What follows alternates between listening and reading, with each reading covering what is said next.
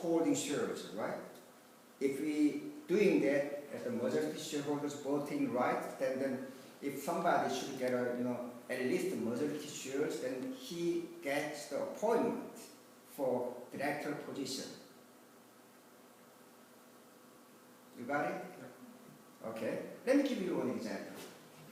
We have two shareholders, and shareholder X has 60 shares, and Y holds 40 shares. And total outstanding shares issued is 100 shares.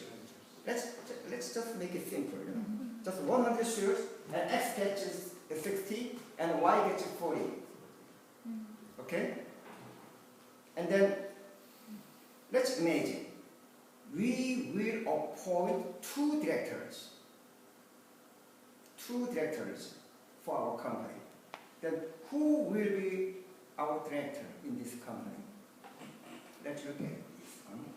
Okay, X wants A or B, A and B, because A and B are X's friend, and they are very favorable for him.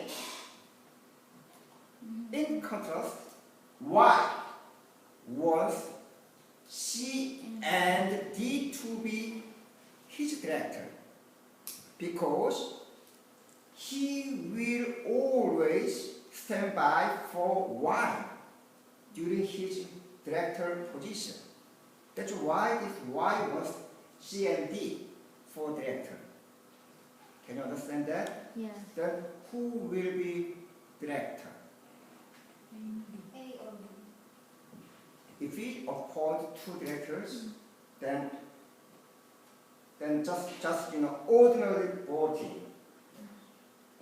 If we take just ordinary resolution, as he mentioned in his presentation, definitely A and B will be appointed.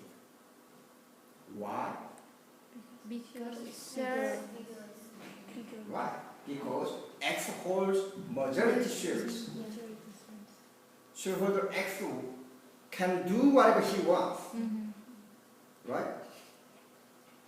C, D, each person is excellent, but once X does not like them, then they can't be a director.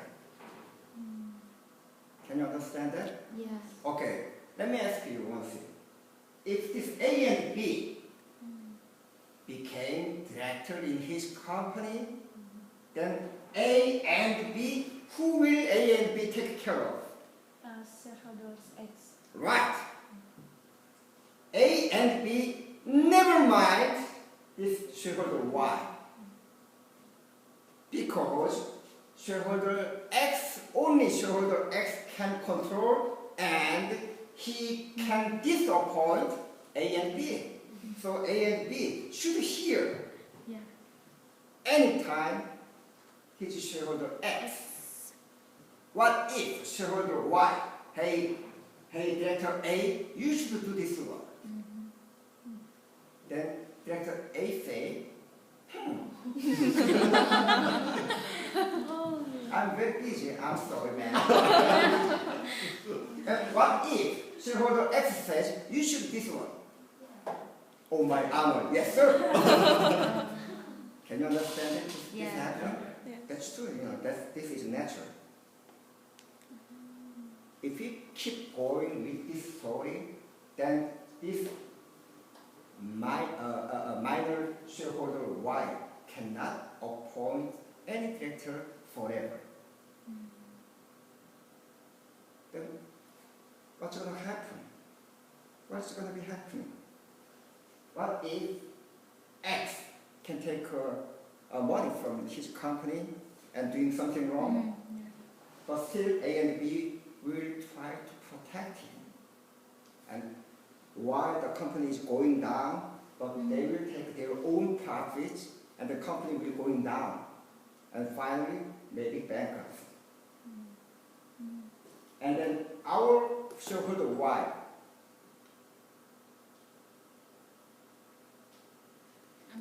does nothing.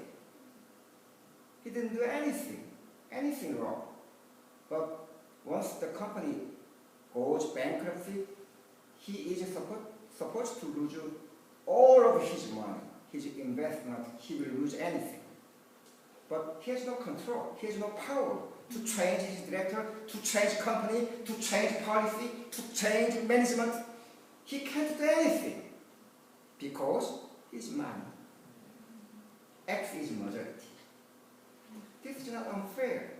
If we think about the corporate governance, we should go fair game to protect our company, to make a bigger money, to make much money. Then what should we do for our company? That's why we need a different approach to make the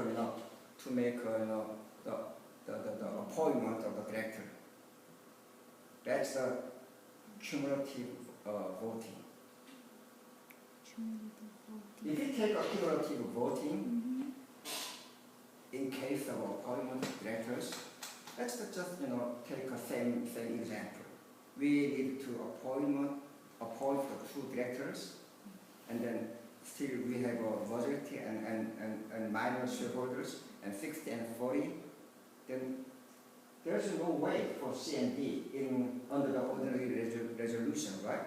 But if we take this cumulative voting, X can use his 60 shares for his candidate, and Y can use his shares for his candidate. But its calculation is a little bit complicated and very, very difficult. But anyway, the result should be A or B can be a director, and C and D can be a director, which consists of two directors. That means at least one director can represent his shareholder Y, which means he can try to protect his investor, his appointer, his shareholder. Now it's going to be fair game. Once he's doing something wrong, he can control something wrong. Board of directors can make a certain administrative or execution company's regular affairs. Then if A and C are directors, then C can say, "Oh, I'm sorry, I can't agree with you." Then it stops.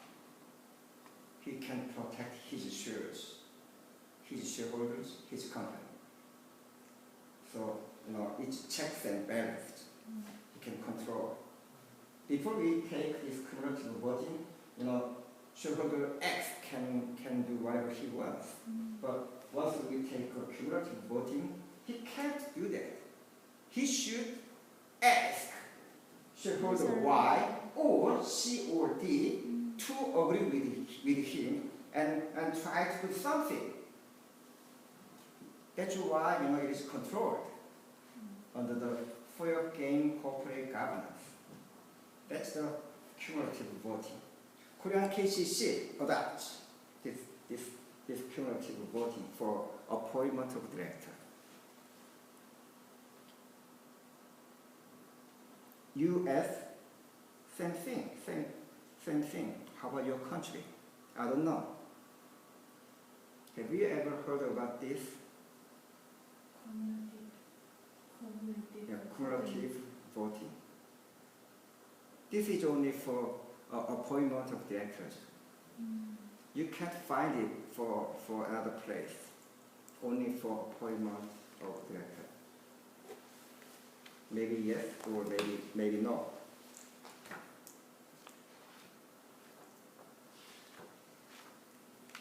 Who can answer to my questions? How about your country? Yes. Yes? If you want to appoint directors, we make a kind of community voting. You have it? Yes. Okay. So But in Korea, all company does not mean they have to take adopt this cumulative voting. It does not mean it. That means once company wants this cumulative voting, then they can apply this cumulative voting in its own articles of incorporation. That means articles of corporation regulates this cumulative voting, then company can adopt it.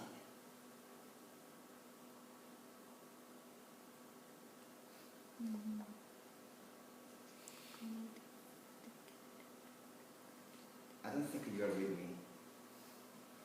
A little bit difficult. Okay?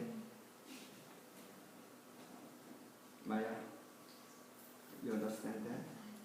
Well,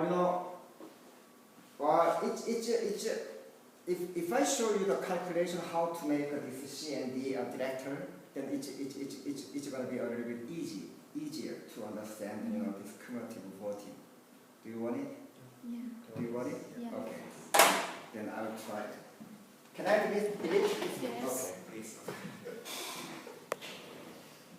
Okay, X has 60 shares, right? Yes. And Y has 40 shares. And X is majority. And once we have to appoint 2 directors, then he has a total 120 shareholders' right to appoint directors. Why? Because we will take 2 directors, then multiply 2, that means 120 shareholder powers. And he has the same also 80 shares to appoint 2 directors. And we have 4 candidates, A, B, C, D. Then even though Y is minor shareholders, but he can apply his shares cumulatively only 1 candidate. That means he is 80 and he is 120. If X wants to 2 directors, he has to divide 120 into 2 director positions. That means he can use 120 for A, or he can use 60-60. Then it's going to be 120, right? Yeah. What about Y? Y is not standing alone. Yeah. He will do something for his winning. Then he will do 80. use 80, for example, Choose one. C 80 and D 0. Then who is going to be director? Then the number 1 C and number 2 A or B. That's why the minor Y can take his director. So now is it clear? Yes. Okay. Yeah. All right. And then we call it this is a cumulative voting system to protect our minor shareholders. We are not concerned for this majority shareholders. Even though we don't help him, he will do doing something good. He is very he is a very rich man. So we don't take care of him, but we do care of this minor to protect our company and then shareholders. That's why we have to think about this cumulative voting to appoint director. Okay. Well, I can see your face now. More clearly. Change. Just before your face is very ugly, but now it's getting better. Okay, so that's it. So any questions?